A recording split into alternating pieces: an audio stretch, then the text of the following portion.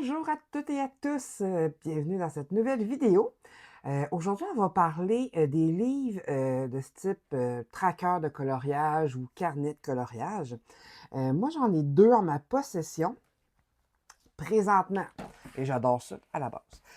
J'ai le tracker de colo de la collection Hachette Heroes, exprès pour les coloriages Disney seulement. Les hors Disney ne sont pas à l'intérieur. C'est seulement que les Disney. Et j'ai aussi le carnet de coloriage de Bruno Art Gallery, un YouTuber français qui fait beaucoup de vidéos sur YouTube très, très, très intéressantes. Allez le voir. Il a fait son propre carnet de coloriage. On va débuter avec celui de Hachette Rose. Parce que moi, je l'aime vraiment beaucoup. Il y a quelques petites choses qui me dérangent un peu à l'intérieur, mais je vous montre tout ça tout de suite. Première chose, il est vraiment le même format que n'importe quel autre livre de coloriage. Si on... pareil. Même format. Et puis, il se sert bien avec les autres livres de la collection. Je me fais attaquer. Et il se présente comme ceci. On a à l'intérieur chaque image du tome avec le titre, celui qui... On voit pas, hein? Désolé. L'illustrateur, excusez-moi, et la date de parution.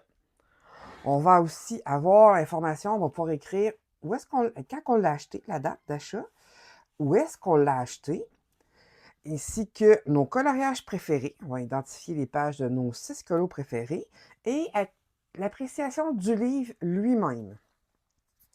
Par la suite, on va pouvoir colorier, barrer, mettre un petit collant aussi à la limite pour identifier les coloriages qu'on a déjà faits.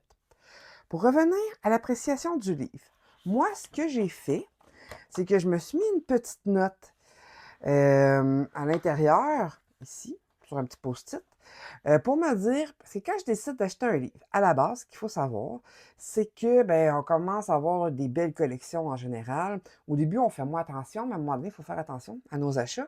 Et puis, je n'achète pas de livre s'il n'y a pas minimalement dans un livre de 100 coloriages, 50 coloriages qui m'intéressent, que j'aime. Tu sais, j'ai une réaction là, comme «Oh wow, c'est donc bien beau». Il faut qu'il y en ait minimum 50 maintenant pour que j'achète un livre.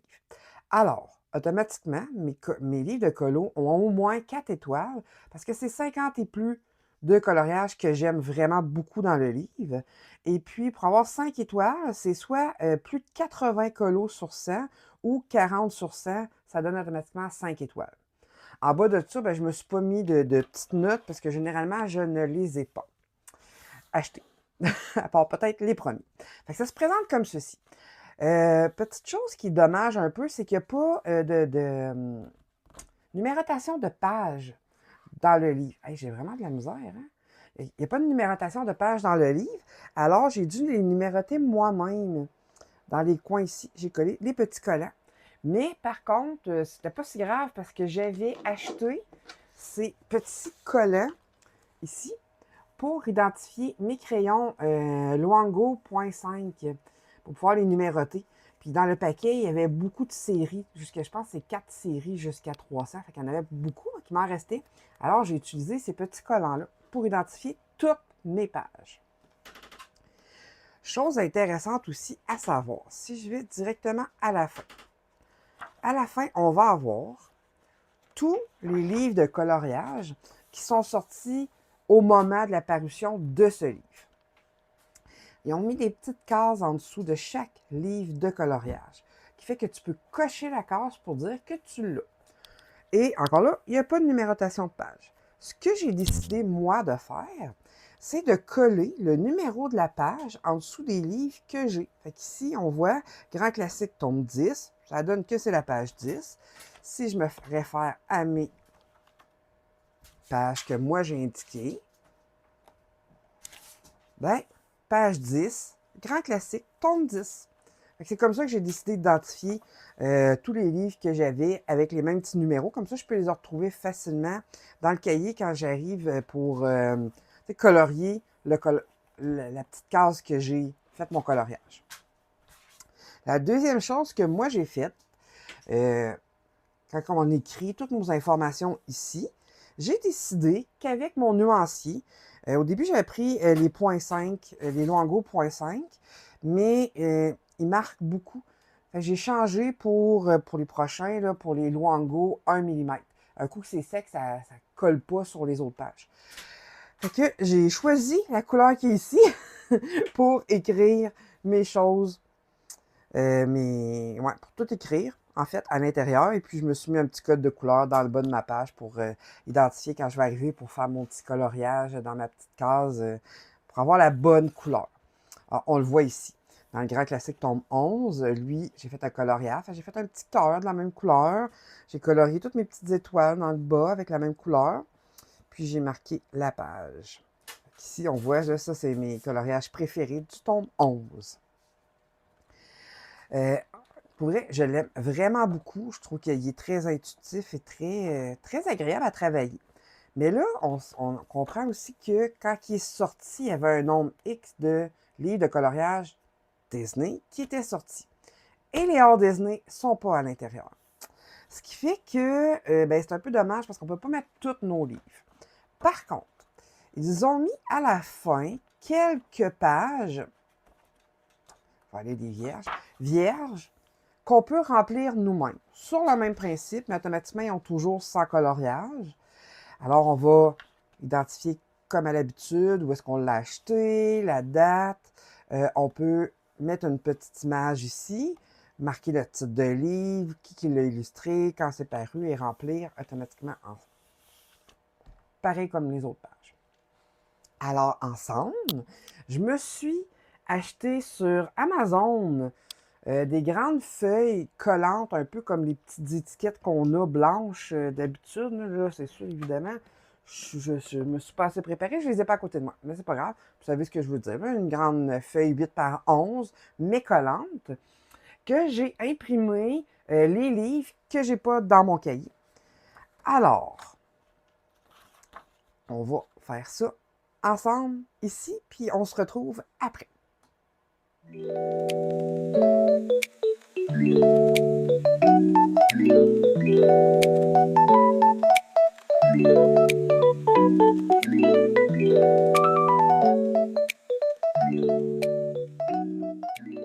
Fait que ce que j'ai fait, c'est que j'ai imprimé une grande image que j'ai mesurée approximativement avec une photo que j'ai prise sur Internet et une petite image. Ce que je vais faire, c'est que j'ai tout rempli préalablement là, les informations. Une petite image collante. On essaye de bien faire ça. Oh, le coin, il n'est pas beau. Bon, tant pis. Fait qu'ici, j'ai mon tombe Pokémon, bien identifié, presque comme si ça avait été fait dans le livre. Ce que je vais faire aussi avec ma petite image que j'ai ici, je vais aller à la fin. Il me reste un peu de place dans le livre, puis il reste quand même aussi toute la page en arrière, que je vais aller coller ma petite image à l'intérieur et mettre son numéro de page, comme j'ai fait avec toutes les pages.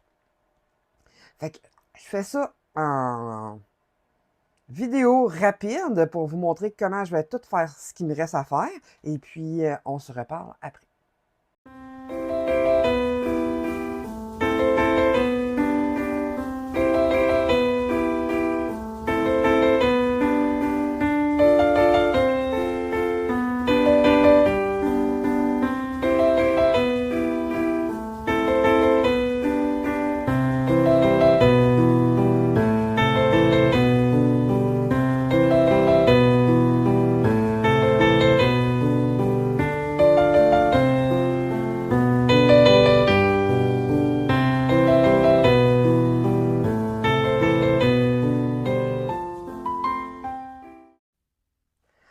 Bon, j'ai une très grande interrogation présentement. Vous me direz en commentaire ce que vous en pensez. Je vais attendre vos retours pour continuer.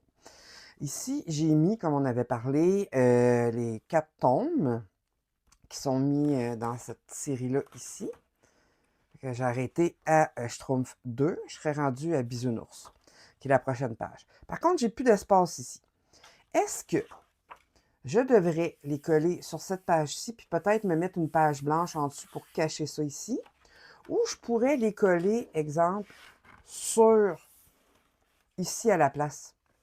Mais on dirait que ça fait comme beaucoup chargé avec mettre mon petit numéro ici. Dites-moi ce que vous en pensez. Ça, c'est ma première interrogation. La deuxième, je sais que je vais avoir le Looney Tunes tome 1. C'est sûr, sûr, sûr. Fait que ce que j'ai fait, j'aime bien les avoir en ordre. Après mon bisounours, j'ai laissé une page vide pour mettre mon tome 1, parce qu'après ça, j'ai mon tome 2 et mon tome 3. Là, vous voyez, j'en ai pas mis tant avec ça, puis j'ai à peu près plus de pages de libre. En fait, il m'en reste juste 2 à la suite. C'est vraiment triste. Ce qui m'apporte à la prochaine chose. J'ai les très grands classiques. J'ai vu sur les réseaux que des gens, en plus de faire ce que je faisais, vont faire comme « Ah, ben moi, je sais que, exemple, le tome portrait, je ne l'aime pas, je ne l'achèterai pas. » Fait qu'à place de faire juste une petite case comme ça à coller, ils vont faire la grande case, ils vont faire un montage pour tout cacher ça ici et mettre le nouveau tome qui est sorti à la place. Est-ce que je fais ça? Mais si je décide éventuellement d'acheter ce tome, qu'est-ce que je vais faire? Tristesse. Et puis, fait que dites-moi en commentaire ce que vous en pensez de ça. Sinon, ben, c'est l'option que j'ai, mais il me reste 2 pages. Fait que je peux encore le mettre dans mes 2 pages vierges, là. On s'entend. La chose aussi qu'ils ont bien faite, par contre, c'est qu'ils savaient déjà que certains tomes étaient pour sortir. Je vais essayer de le retrouver. Comme celui-ci, qu'il avait laissé la case vide ici. On ne voyait pas la photo, c'est moi qui l'ai collé ici. Mais il y avait quand même déjà rempli, pré-rempli une partie, et j'ai coché ici toutes les cases parce qu'il y a juste 50 coloriages dans ce tome. Fait que lui, ça a été facile. Et il avait laissé une petite page blanche, exprès pour. Même chose, je pense, pour le tome 13, là, si je le retrouve. C'est juste plate parce que, tu sais, il est même, c'est pas son vrai nom finalement, mais c'est, en tout cas, c'est ça. On se comprend. Oui, ils l'ont fait ici aussi. Les grands classiques, tome 13. Ils ont écrit toutes les infos, qui ont laissé la case vide, puis il reste juste à finaliser le tout. Fait que dites-moi ce que vous en pensez. Autant pour savoir qu'est-ce que je fais avec mon grand classique et qu'est-ce que je fais pour mes petites images à la suite de tout ça ici.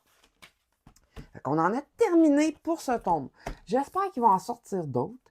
Et j'aimerais bien aussi qu'il en sorte pour les tomes hors mystère, parce qu'il y en a beaucoup des hors mystère, puis on n'a pas le tracker. Je trouve ça un petit peu triste. C'est ce que j'avais à dire sur ce tome. Celui de Bruno Art Thérapie. Je le trouve très joli. La DA est très, très jolie. Il a engagé une dessinatrice pour le faire, puis ça représente son petit chat qu'on voit souvent dans ses vidéos. Il se présente comme ceci. Au début du cahier, on peut écrire tous nos livres de coloriage, qui les a illustrés, la date de sortie, quand on l'a acheté, le prix, est-ce qu'il est terminé et notre appréciation. On voit ici que j'ai écrit encore mon numéro de crayon parce que j'ai été dans la même gamme que l'autre en choisissant ma couleur de crayon par rapport à la couleur du dessin. Par contre, une mine 1 mm, c'est un peu gros pour écrire, que je me suis rendu compte. Fait que par la suite, j'ai écrit avec... j'ai fait la même chose, mais j'ai pris 1,5 mm. Fait qu'ici, on en a quand même beaucoup, beaucoup d'espace pour mettre tous nos livres de coloriage. Ici, c'est la Wish List livre de coloriage. C'est les livres qu'on veut éventuellement acheter. Fait qu'on va écrire le titre, l'illustrateur, la date de sortie, la maison d'édition, parce que c'est pas nécessairement des Hachette Rose ni des Disney, ça peut être... Il y a plusieurs autres sortes de livres. La priorité, est-ce que c'est un livre qu'on veut vraiment acheter rapidement, aussitôt qu'il sort, on le veut vraiment, ou non? Ça peut attendre. Est-ce qu'on l'a acheté ou pas? Puis, si on l'a acheté ou quand on l'a acheté. Ça aussi, il y a quand même plusieurs pages. Puis là, on peut marquer tous nos livres qu'on a achetés durant l'année. On peut se faire un budget colo, livre de coloriage. On a encore une liste, là, mais pour le matériel. Fait que la marque du matériel, le pack, quel médium, toutes les infos sur notre matériel de coloriage. Pour moi, il y a quand même quelques places qui m'intéressent moins, mais c'est vraiment personnel. Les budgets à l'intérieur de ça ne me tente pas parce que j'ai pas envie de savoir comment ça me coûte. Dites-moi en commentaire, qu'est-ce que vous en pensez? Moi, je veux pas savoir comment ça va me coûter, ni comment ça me coûte, parce que je suis convaincue que je serais très découragée. Puis des plans pour que mon mari tombe là-dessus aussi, puis que lui va être encore beaucoup plus découragé que moi. Les défis coloriage, ça, je trouve ça intéressant. Je ne l'ai pas encore fait, mais je voulais le garder pour janvier. Fait qu'on a des défis coloriage. Fait que ça, c'est vraiment le fun. Tu as les niveaux faciles et tu as les niveaux avancés. Tu en as 25 au total. Puis après ça, tu peux te faire des propres défis personnels. Tu en as 25 aussi. Fait que ça donne quand même de la place à beaucoup de défis. Par la suite, les défis communauté, ça, c'est des choses qu'on va faire ensemble. Fait que je vais sûrement les écrire à l'intérieur de ce livre pour l'année 2026. Fait qu'on a quand même plusieurs. Défis coloriage. Défis abécédaire. Ah, j'imagine qu'on fait des défis par rapport à la lettre. Fait qu'un défi avec un coloriage qui commence par un A, comme Ariel, dans mon cas, c'est sûr que ça serait ça. 5 coloriages favoris. Fait que vos coloriages favoris. Un bingo coloriage. Il y a plein de beaux défis. Ça, c'est très intéressant. Ici, on a mes coloriages. 50 objectifs coloriage. Fait que ça dit que tracker coloriage, le nombre de coloriages faits durant le mois pour une année. Un autre tracker de coloriage, les statistiques, c'est quand même bien intéressant. Tous les coloriages terminés, fait qu'on peut faire une liste à l'intérieur. Les colos de l'année. Et puis, à chaque jour, on peut indiquer dans cette page-là qu'est-ce qu'on a fait. Et puis, pour chaque mois, on dit ce qu'on a envie. Pour tout le mois, tous les mois là, de l'année. Parce que tout ça, j'attendais en janvier avant de commencer à le remplir parce que je trouvais ça intéressant. Et par la suite, la dernière section, ici, c'est les livres de coloriage. Fait qu'on fait un peu la même chose qu'on a fait là, tantôt. On s'imprime une petite image. Bien sûr, on la mesure avant parce que là, tu vois, moi, je la trouve beaucoup trop petite. Donc, on la mesure avant. On colle ça ici et puis on remplit dans le même principe. L'illustrateur, la date de sortie, je l'ai commencé quand, moi, et est-ce que je l'ai terminé? Puis si oui, quelle date que j'ai terminé? Ma note générale sur le livre, mes 5 coloriages préférés, mon avis détaillé et un tracker de coloriage du livre. Et il y en a beaucoup, là, je pense que c'est une trentaine que j'avais calculé qu'on pouvait écrire à l'intérieur. Il y a des chances aussi que mes hors mystères, mais je pense que je vais y aller plutôt avec, pas nécessairement mes hors coloriage Disney, mais plutôt mes hors dessins animés. De toute façon, il me reste juste 2 places dans l'autre. Je ne sais pas encore là, comment que je vais m'y prendre dans ce livre, qu'est-ce que je vais mettre dans ce livre. S'ils ne sortent pas d'autres trackers de coloriage non plus, je pense que tous mes prochains vont aller dans lui, qui ne sont pas déjà sortis dans l'autre. C'est peut-être comme ça que je vais le faire. Et puis, des notes personnelles à l'intérieur. C'est quand même un très joli livre. On peut seulement que présentement au Québec le retrouver sur des sites comme l'IRCA, que moi je l'ai commandé, qui livre à partir de 35 $ canadiens tout à fait gratuitement. Je vais vous mettre encore mon petit code promo. Vous allez avoir 5 % de rabais sur votre première commande. Sinon, je ne sais pas trop où est-ce que vous pouvez le trouver aussi. Je suis ouverte à essayer plusieurs livres de trackers de coloriage. Si vous en avez à me proposer, vous pouvez les écrire en commentaire. Dites-moi aussi, est-ce que vous en avez? Est-ce que vous les utilisez? Est-ce que vous les aimez? Dites-moi tout ça en commentaire. Et puis, on se revoit dans une prochaine vidéo. N'oubliez pas de liker, abonnez-vous, actionnez la petite cloche pour rien manquer des prochaines vidéos qui s'en viennent. Au revoir!